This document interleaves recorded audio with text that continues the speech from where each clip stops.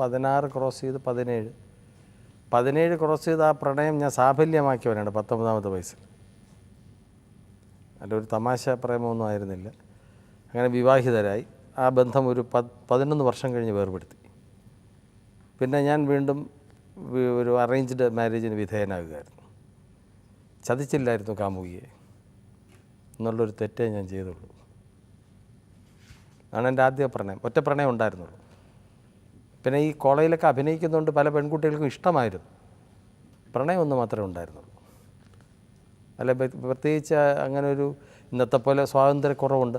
അന്ന് കോളേജ് കമിതാക്കൾക്കൊക്കെ വളരെയധികം സ്വാതന്ത്ര്യക്കുറവ് അനുഭവപ്പെട്ടിരുന്നൊരു കാലമാണ്. ഒരുമിച്ച് പുറത്തു പോകാനോ സിനിമ കാണാനോ സംസാരിക്കാനോ പോലും സ്വാതന്ത്ര്യമില്ല. അപ്പോൾ അങ്ങനെ ഒരു കാലഘട്ടത്തിലുള്ള ഒരു പ്രണയമാണ്.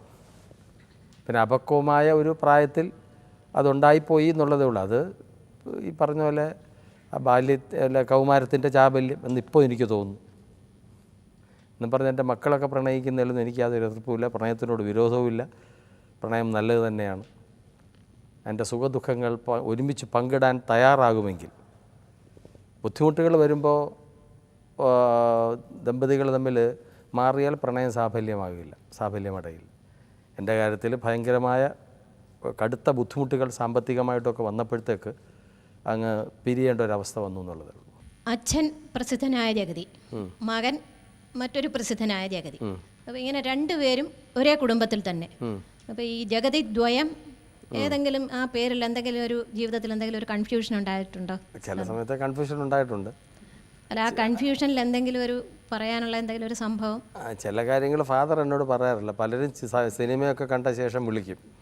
പലരും ജയദേട്ടൻ നന്നായിരിക്കുന്നു പടത്തിൽ, പുള്ളിയെല്ലാം അതെ ഞാൻ ഇച്ചിരി വളരെ ശ്രമിച്ചു ആ കഥാപാത്രം നന്നാക്കാൻ. ഞാനായിട്ട് പുള്ളി സംസാരിച്ച് സൊല്ലുമായിരുന്നു ഫോണിൽ കൂടെ. അല്ല, ആ സ്ത്രീയുമായിട്ട്, ജഗദീഷ് ശിവകുമാറായിട്ട് ഞാൻ അറിയുന്നില്ല. എന്നോട് പറയാറില്ല. കാരണം അത് പറഞ്ഞ മകന് രസിക്കില്ല എന്നറിയാം. അപ്പോൾ എൻ്റെ ഒരു ഫ്രണ്ട് ഗൾഫിലുണ്ടായിരുന്നു, മുഹമ്മദ് ഇബ്രാഹിം എന്നാണ് പേര്. കാരണം പറയുന്ന കള്ളമല്ല, അതുകൊണ്ടാണ് പേര് തന്നെ പറയുന്നത്. Is very much in Trivandrum. എന്നോടൊപ്പം കോളേജിൽ പഠിച്ചിരുന്ന ഞങ്ങൾ അടുത്ത സുഹൃത്തുക്കളാണ്. അദ്ദേഹം ഒരു ചിത്രമൊക്കെ ഇതിനു മുമ്പ് എടുത്തിരുന്നു. ഒരു മലയാള സിനിമയൊക്കെ നിർമ്മിച്ചിട്ടുള്ള ആളാണ്. അദ്ദേഹം കുറച്ച് കഴിഞ്ഞ് ഗൾഫിൽ പോയിട്ട് ലീവിന് വന്നപ്പോഴത്തേക്ക് എൻ്റെ വീട്ടിൽ വിളിച്ചു. മസ്കറ്റ് ഹോട്ടലിൽ നിന്നാണ് വിളിച്ചത്. ജഗതിയല്ലേ? അതെ, ഇനി വന്നാൽ നമുക്ക് 2 പെഗുമൊക്കെ കഴിച്ച് ഭക്ഷണമൊക്കെ കഴിച്ചിട്ട് പോവാം. ശരി, വരാം എന്ന് പറഞ്ഞ് ഫോണും വെച്ചു. കുറച്ച് കഴിഞ്ഞപ്പോഴത്തേക്ക് എൻ്റെ ഫാദറാണ് അവിടെ കയറിച്ചത്. മസ്കറ്റ് ഹോട്ടലിൽ ഈ പറഞ്ഞ സ്ഥലത്ത് എൻ്റെ ഫാദറാണ്. അപ്പോൾ പുള്ളിക്ക് എൻ്റെ ഫാദറിനെ അതിലെ സാർ നമസ്കാരം, പിന്നെ അമ്പിളി ഉണ്ടോ? ഇല്ല, അവൻ ഷൂട്ടിങ്ങിലാണ്. അതിപ്പോൾ ഫോണിൽ സംസാരിച്ചല്ലോ, അത് ഞാനാണ്. ജഗതി ഉണ്ടോ എന്നല്ലേ ചോദിച്ചുള്ളൂ. അതെ, സാറാണെന്ന് വിചാരിക്കുന്നതായിക്കോട്ടെ, ഞാൻ അത് വന്നു. പിന്നെ പറഞ്ഞ കാര്യങ്ങൾ എന്താണെന്ന് വെച്ചാൽ ചെയ്യുക, അതിന് വേണ്ടി ഞാൻ വന്ന്.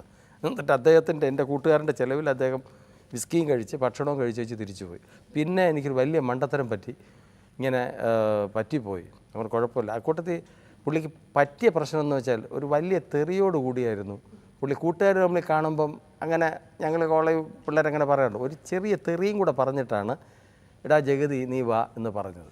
എനിക്ക് നിൻ്റെ തന്തയെ തെറി വിളിച്ചല്ലോ എന്നുള്ള ഒരു ബുദ്ധിമുട്ടേ എനിക്കുള്ളൂ, സാറിനോടൊന്ന് പറയണം. ഞാൻ പിറ്റേ ദിവസം പറഞ്ഞു, പപ്പ ഇങ്ങനെയാണ് സംഭവം നടന്നത്. അവൻ കൂട്ടുകാരൻ മനഃപൂർവ്വം പറഞ്ഞതാണ്.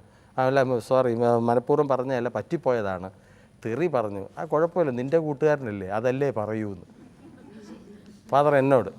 നീയായിട്ടാണല്ലോ ചങ്ങാത്തം, പിന്നെ തെറി പറഞ്ഞെങ്കിലല്ലേ അത്ഭുതമുള്ളൂ. ഈ രീതിയിലൊരു ഗിവ് ആൻഡ് ടേക്ക് ഞങ്ങൾ തമ്മിലുണ്ടായിരുന്നു.